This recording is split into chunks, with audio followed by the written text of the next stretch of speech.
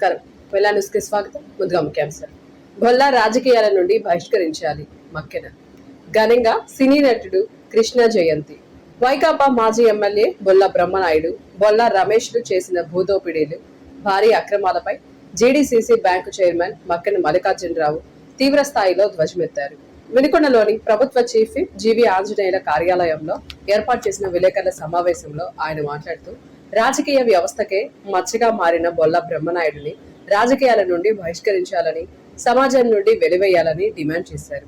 హైదరాబాదు గండిపేట పరిధిలోని survey number 18లో గల భూమిని తెలంగాణ హైకోర్టు ప్రభుత్వ భూమిగా తేల్చి చెప్పిన తర్వాత కూడా బొల్లా బ్రహ్మనాయుడు, బొల్లా రమేష్లు ఒక బ్రోకర్ ద్వారా ఆ భూమిని కొనుగోలు చేశారని మక్కెన ఆరోపించారు. గండిపేట ప్రాంతంలోనే నివాసం ఉంటూ గెస్ట్ హౌస్ నిర్మించుకుని గత 10 ఏళ్లుగా అక్కడే వ్యాపారాలు చేస్తున్న వీరికి ఈ భూమి వివరాలు తెలియవనడం అబద్ధమన్నారు. ఈ నకిలీ జీవోల వ్యవహారాన్ని స్థానిక తహసీల్దార్ గుర్తించి పోలీసులకు ఫిర్యాదు చేయడంతోనే కేసు నమోదైందని, దీనితో సీఎం రేవంత్ రెడ్డికి, నారా లోకేష్ కి లేదా జీవి ఆంజనేయులకి ఎలాంటి రాజకీయ సంబంధం లేదని స్పష్టం చేశారు. నిన్నటి నుంచి ఉభయ తెలుగు రాష్ట్రాల్లో సంచలనం కలిగించినటువంటి మనం వినుకున్న మాజీ శాసనసభ్యులు బొల్లా బ్రహ్మనాయుడు గారి భూదందా గురించి మరి 2 రాష్ట్రాల్లో కూడా అమితంగా అటు మీడియా మిత్రుల ద్వారాగా విషయాన్ని, ఈ భూదందాన్ని ప్రజలందరికీ తెలియజేస్తున్నాం. ఈ సందర్భంగా బాధ్యత కలిగినటువంటి నర్సరావుపేట మాజీ శాసనసభ్యులు, వైసీపీకి జిల్లా ఇన్ఛార్జిగా పనిచేస్తున్నటువంటి గోపిరెడ్డి శ్రీనివాసరెడ్డి గారు నిన్న అనాలోచితంగా బ్రహ్మనాయుడు గారిని ఎరకేసుకురావడం జరిగింది. ఈ సందర్భంగా శ్రీనివాసరెడ్డి గారికి కానివ్వండి, అదేవిధంగా మీడియా మిత్రులకి, ప్రజలందరూ కూడా నేను తెలియజేసే విషయం ఏంటంటే, అయ్యా బ్రహ్మనాయుడు గారు అమాయకులు కాదు, బొల్లా రమేష్ గారు అంతకంటే కాదు. బొల్లా బ్రహ్మనాయుడు గారు గత 30-40 సంవత్సరాల నుంచి వివిధ రకాల వ్యాపారాలు చేస్తూ తిరుమల డైరీ అనండి, వల్లభా డైరీ అనండి, అదేవిధంగా శ్రీవత్స, ఈ విధంగా వ్యాపారాలలో ఆరితేరినటువంటి వ్యక్తి. ప్రభుత్వం ఎక్కడన్నా వేలం వేస్తుందంటే ఆ వేలాల్లో పాల్గొని అనేక రకాలైనటువంటి ఫ్యాక్టరీలను కూడా ఆయన సొంతం చేసుకున్నటువంటి వ్యక్తి.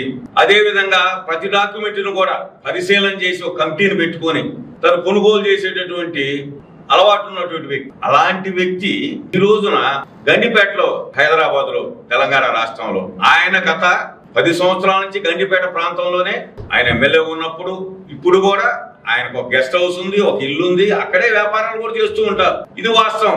ఆయన ఉండేటట్టు ఇంటికి సమీపంలో, దగ్గరలో నిన్న జరిగినటువంటి ఈ సర్వే నెంబర్ 18 గండిపేటలో 10 ఎకరాల భూమిని కబ్జా చేసే ప్రయత్నం చేశారు. ఇందులో నేను ప్రజలకు వివరించేది ఏంటంటే, చాలా ఆశ్చర్యకరమైన విషయం. హైకోర్టు, తెలంగాణ హైకోర్టు దాని ప్రభుత్వ భూమిగా డిక్లేర్ చేసిన తర్వాత బొల్లా బ్రహ్మనాయుడు గారు, బొల్లా రమేష్ గారు, ఈ బొల్లా రమేష్ గారు కూడా మేఘనా పురుషు ద్వారా ఈ రోజున వందలాది కోట్ల రూపాయలు ఆర్జించారని చెప్తా ఉంటారు బెంగళూరులో. ఆయన వ్యాపారంలో ఆర్జించిన వ్యక్తి. వీరిరువురు కూడా ఒక మధ్యవర్తి ద్వారా, ఆ రాధాకృష్ణ అనే మధ్యవర్తి ద్వారా ఈ ప్రభుత్వ భూమిని కబ్జా చేసేదానికి హైకోర్టు ఇది ప్రభుత్వ భూమిని తేల్చిన తర్వాత వీరు కొనుగోలు చేశారు. ఇది వాస్తవం. వీరు కొనుగోలు చేసి దాన్ని ఒక నకిలీ జీవోల్ని, ఒక 5 జీవోలను తయారు చేశారు. దాన్ని తయారు చేయించింది కూడా బొల్లా బ్రహ్మనాయుడు గారు, బొల్లా రమేష్ గారు, రాధాకృష్ణ. ఈ రాధాకృష్ణ అనేటటువంటి ఒక బ్రోకర్, నేను సిసిఎల్ లో పనిచేస్తున్నాను అని చెప్పి ప్రజలను మభ్యపెట్టేటటువంటి వ్యక్తి ద్వారా ఈ నకిలీ జీవోల్ని వారు తయారు చేశారు. ఎంత ఆశ్చర్యం అండి! ఈ రోజున హైదరాబాద్ లో ప్రభుత్వ భూములు పబ్లిక్ వేలంలో మన రాయదుర్గంలో అయితే 237 కోట్లు పలికింది.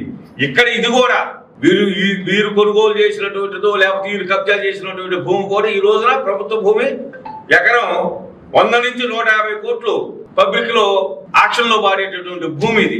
నీకు ఈ రోజున 1000 నుంచి 1500 కోట్ల రూపాయల భూమిని మీకు 35 కోట్ల రూపాయలకి ఇచ్చేటటువంటి పరిస్థితి ఉందా? నీకు తెలియదా అక్కడ వాస్తవాలు?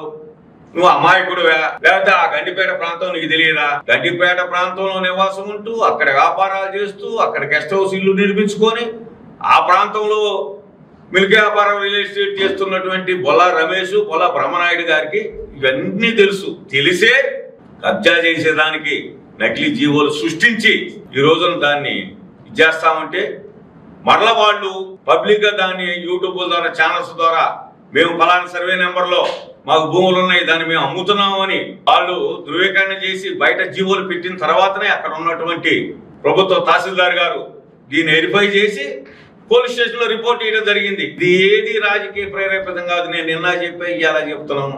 ఇది రాజకీయాలకు సంబంధం లేనటువంటి వ్యవహారం. అక్కడెక్కడో నిన్న గోపిరెడ్డి శ్రీనివాసరెడ్డి గారు ఏమంటే 2 సార్లు ఎమ్మెల్యే చేశారు. ఎంత ఆశ్చర్యంగా మాట్లాడుతున్నారండి.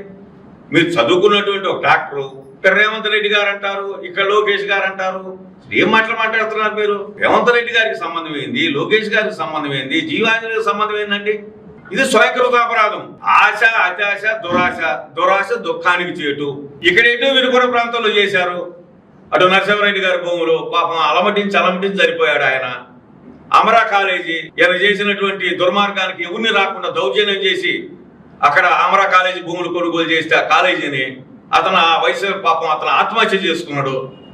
అదేవిధంగా బ్రాహ్మణపల్లి దగ్గర ఒక దళితుడు భూమిని 2 ఎకరాలు కొట్టేసి ఫెన్సింగ్ వేస్తే మరలా ఈ ప్రభుత్వం వచ్చినాక దాన్ని విడగొట్టడం జరిగింది. ఇవన్నీ ప్రత్యక్షంగా కనపడుతున్నాయి. ఇంత దందాలు చేసేటటువంటి అధికారాన్ని అడ్డ పెట్టుకుని ఇక్కడ చేస్తే ఇంక ఈ రాష్ట్రంలో కుదరదని పక్క రాష్ట్రానికి వెళ్ళి ఈ 2 అమాయకులంట మేఘనా పురుషు ద్వారా 100,000 కోట్ల రూపాయలు సంపాదించినటువంటి బొల్లా రమేష్ అమాయకుడా?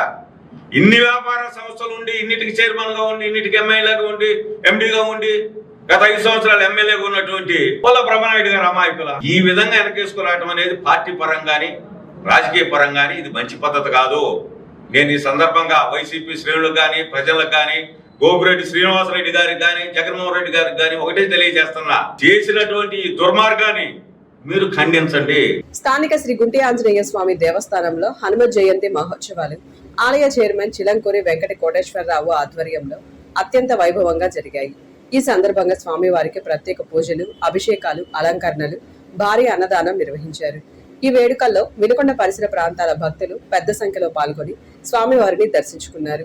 ఉత్సవాల విజయవంతానికి సహకరించిన వినుకొండ వాసవి క్లబ్ సభ్యులను, ప్రముఖ సామాజిక కార్యకర్త బొల్లా శ్రీనివాసరావును ఆలయ కమిటీ శాల్వాలతో ఘనంగా సన్మానించి స్వామివారి చిత్రపటాలను బహుకరించారు. ఈ సందర్భంగా చైర్మన్ కోటేశ్వరరావు మాట్లాడుతూ శాసనసభ్యులు GV Anjaneyulu, GDCC bank chairman Makkena మల్లికార్జునరావుల సూచనల మేరకు ఈ ఉత్సవాలను ఘనంగా నిర్వహించామని తెలిపారు. ఆలయ అభివృద్ధికి దాతలు, సేవా సంస్థలు మున్ముందు కూడా ఇలాగే సహకరించాలని ఆయన కోరారు.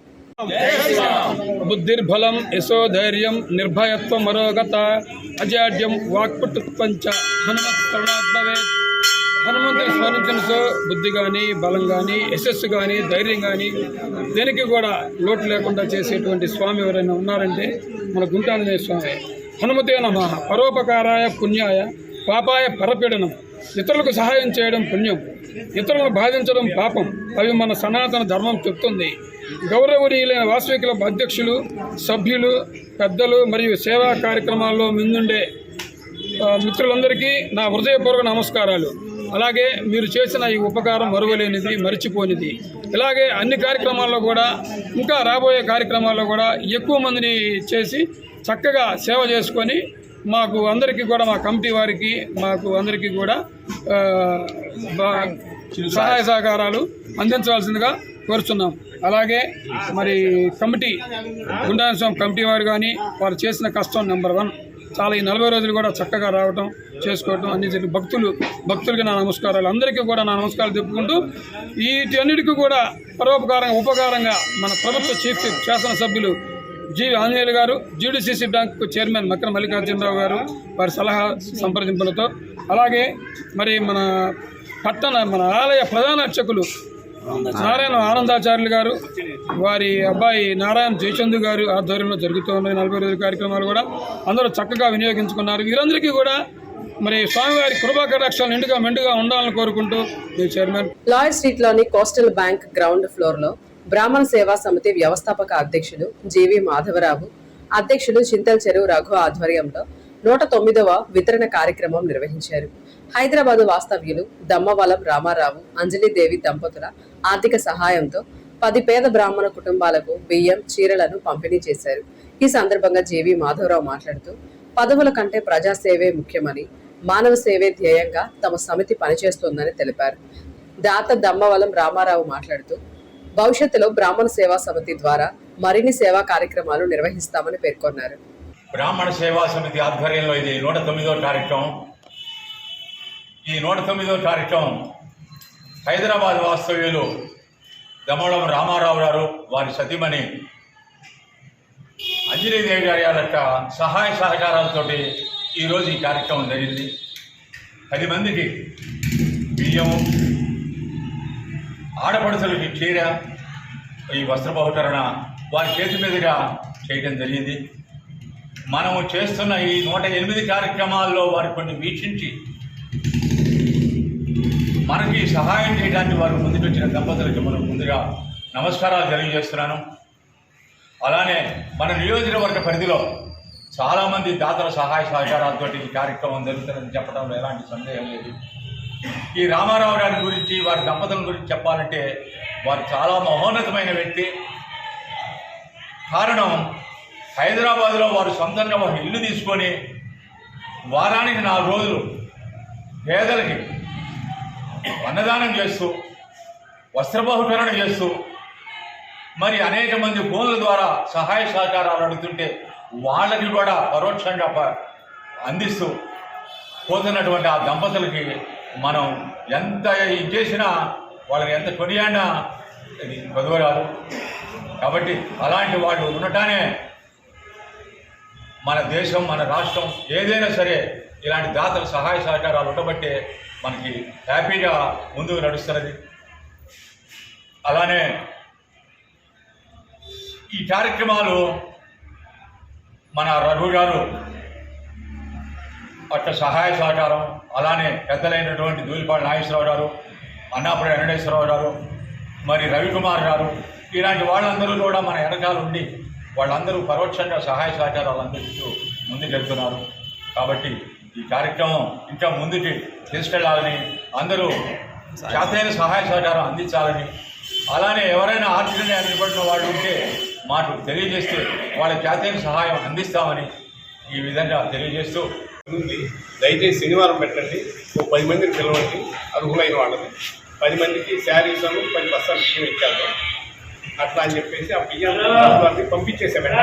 ఎందుకంటే ఇక్కడ ఫిక్స్ చేయాలంటే ఆయన వస్తాడో రావడం అన్నది తప్పు కూడా కాదు. ఆయన కూడా అన్నాడు, సార్ అందరూ చెప్పేస్తానంటే ఎప్పటి సార్ ఏం పర్లేదని అంటే దానికి కావాల్సిన శారీస్ అవి తీసుకొని రాత్రి ఇచ్చాము. రాత్రి ఇచ్చేసాం. ఈ దయవల్ల ఇవన్నీ ఏర్పాటు చేశారు. అందరూ ఇక్కడ సహకరించే వాళ్ళే కనబడుతున్నారు. వీరికి కూడా అందరూ చాలా గొప్ప కార్యక్రమం అని నేను భావిస్తున్నాను. భవిష్యత్తులో చాలాసార్లు వస్తాను ఇక్కడికి. రేపు శ్రావణ మాసంలో కనీసం 50 మందికి కానీ 100 మందికి కానీ శారీస్ అవి ఏర్పాటు చేసుకుని అందరూ శ్రావణ మాసంలో తప్పనిసరిగా ఇక్కడ వస్తాను. కొంత డిస్ట్రిబ్యూషన్ జరుగుతుంది. స్థానిక సురేష్ మహల్ థియేటర్ నందు సూపర్ స్టార్ నటశేఖర కృష్ణ 82వ జయంతి వేడుకలు ఘనంగా జరిగాయి. కృష్ణ మహేష్ బాబు అసోసియేషన్ అధ్యక్షుడు 5వ ward councillor PV Suresh Babu నేతృత్వంలో అభిమానులు కృష్ణ చిత్రపటానికి పూలమాలలు వేసి ఘన నివాళులర్పించారు. ఈ సందర్భంగా పివి సురేష్ బాబు మాట్లాడుతూ, తెలుగు చిత్ర పరిశ్రమలో నటుడిగా ఉన్నత శిఖరాలను అధిరోహించి కోట్లాది మంది అభిమానుల మనసుల్లో కృష్ణ చెరగని ముద్ర వేసుకున్నారని కొనియాడారు.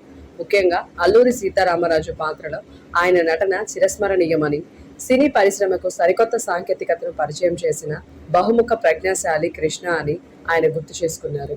ఈ రోజున వినుకొండ పట్టణంలో super star Krishna and Mahesh Babu fans ఆధ్వర్యంలో మంచి మనసున్నటువంటి మహారాజు అయినటువంటి సూపర్ స్టార్ కృష్ణ గారి 83వ జయంతి శుభాకాంక్షలు తెలియజేస్తూ ఈ కార్యక్రమంలో పాల్గొన్నటువంటి కృష్ణ అభిమానులందరికీ కూడా హృదయపూర్వక అభినందనలు, ధన్యవాదాలు తెలియజేస్తున్నాం. ఈ కార్యక్రమంలో ఈ రోజున కేక్ కటింగ్, అదేవిధంగా ఆ మహనీయునికి నివాళులర్పించుకుంటూ కృష్ణ అభిమానిగా గతంలో ఎన్నో సంవత్సరాలు కృష్ణ ఫ్యాన్స్ అసోసియేషన్ ప్రెసిడెంట్గా అనేక కార్యక్రమాలు నిర్వహించినటువంటి నేపాల్కి, అదేవిధంగా మరో కృష్ణ అభిమాని అయినటువంటి స్టీఫెన్కి 5,000 ఆర్థిక సహాయం చేస్తున్నందుకు చాలా సంతోషంగా ఉందని చెప్పని ఈ సందర్భంగా తెలియజేస్తూ ఉన్నాం. అదేవిధంగా కృష్ణ అభిమాని అయినటువంటి మన వినుకొండ పట్టణంలో ప్రముఖులైనటువంటి వంట సుబ్బారావు గారి అబ్బాయి నరసింహ కూడా ఇటీవల చనిపోయారు. వారికి కూడా శ్రద్ధాంజలి ఘటిస్తూ ఉన్నాం. అదేవిధంగా ఈ రోజున కృష్ణాభిమానులు అయినటువంటి మేమందరం కూడా ఒక తీర్మానం చేసుకుని గతంలో కూడా తీర్మానం చేసుకున్నాం. ఆ మహనీయుని కాంస్య విగ్రహాన్ని రహదారిలో పెట్టాలని చెప్పని అందరం కూడా తీర్మానం చేసుకున్నాం. ఈ విషయాన్ని మన ప్రభుత్వ చీఫ్ విప్ మరియు ఆయన శాసనసభ్యులైనటువంటి జీవి ఆంజనేయ గారి దృష్టికి తీసుకెళ్లి వారి సహాయ సహకారాలతో వచ్చే సంవత్సరం జయంతి నాటికి విగ్రహాన్ని కూడా నిర్మిస్తామని చెప్పని కృష్ణ అభిమానులకి తెలియజేస్తున్నాం. కృష్ణ గురించి పెద్దలందరూ కూడా చెప్పి ఉన్నారు. ఆయన చిన్నతనంలోనే 8వ ఏట పాతాళ భైరి సినిమా చూసి ఎన్టీ రామారావు గారికి అభిమాని అయ్యాడు. 11వ ఏటనే అతను నాగేశ్వరరావు గారు, సావిత్రి గారు దేవదాస్ సినిమా తెనాలి వచ్చినప్పుడు అతనికి ఆదరణ చూసి నాగేశ్వరరావు గారు ఆదరణ తను కూడా హీరో కావాలన్న ఒక ఆలోచనతో చదువుకొని విద్యార్థిగా ఉన్నప్పటి నుంచి కూడా అనేక నాటకాలు వేస్తూ విద్యార్థి దశ నుంచి కూడా రాజకీయాలు అదేవిధంగా నటన ఆసక్తితో సూపర్ స్టార్గా ఎదిగినటువంటి మహనీయుడు అతని. నటశేఖరుడిగా, సూపర్ స్టార్గా, అదేవిధంగా పద్మశ్రీగా, పద్మభూషణగా, డాక్టరేట్గా అనేక అవార్డులు తీసుకోవడం జరిగింది. 2009లో డాక్టరేట్ భారత ప్రభుత్వం ఇచ్చినప్పుడు, పద్మభూషణం ఇచ్చినప్పుడు ఇక్కడ ఉన్నటువంటి అభిమానులందరం కూడా మేమందరం కూడా హైదరాబాద్ వెళ్లి సూపర్ స్టార్ కృష్ణని కలిసినటువంటి విషయాన్ని కూడా గుర్తు చేస్తూ ఉన్నాం. కృష్ణ అడుగు జాడల్లో మేమందరం కూడా నడుస్తామని చెప్పని ఈ సందర్భంగా తెలియజేస్తూ ఉన్నాం. అతని పేదల పట్ల అతనికి ఉన్నటువంటి అభిమానం, ఇండస్ట్రీలో అతను పనిచేస్తున్నప్పుడు, అతను హీరోగా ఉన్నప్పుడు చిన్న చిన్న వాళ్ళని ఆదుకోవటం, వాటన్నిటి కూడా మా మనసుకి ఆకట్టుకుని మేమందరం కూడా కృష్ణ అభిమానులుగా మారామని చెప్పని ఈ సందర్భంగా తెలియజేస్తూ, ప్రతి సంవత్సరం కూడా కృష్ణ జయంతి రోజున కృష్ణ అభిమానులు ఎవరైతే ఆర్థికంగా ఇబ్బంది పడతారో వారికి ఆర్థిక సహాయం చేస్తామని చెప్పి కూడా అభిమానులు అందరం కూడా తీర్మానం చేసుకొని ప్రతి సంవత్సరం కూడా మా దృష్టికి తీసుకొస్తే కృష్ణ అభిమానులని ఆర్థికంగా ఆదుకుంటాం. వారికి ఏదైనా సహాయ సహకారాలు కావాలంటే వినుకొండ పట్టణ కృష్ణా నియోజకవర్గ కృష్ణ అండ్ మహేష్ బాబు అభిమాన సంఘాలు మీకు ఎల్లవెల్లా ఉంటాయని, ఏ సహాయమైనా మాకు చేతనైంది మేము చేస్తామని కృష్ణ అభిమానులందరికీ కూడా తెలియజేస్తూ, నాకు ఈ అవకాశం ఇచ్చినటువంటి కృష్ణ అభిమానులకి, ఇక్కడికి వచ్చిన ప్రతి ఒక్కరికి కూడా హృదయపూర్వక అభినందనలు, మరొకసారి శుభాకాంక్షలు తెలియజేస్తూ ఇంతటితో వెళ్ళాలని సమాప్తం. తిరిగి రేపటి వెళ్ళాల్సిలో కలుసుకుందాం. నమస్కారం.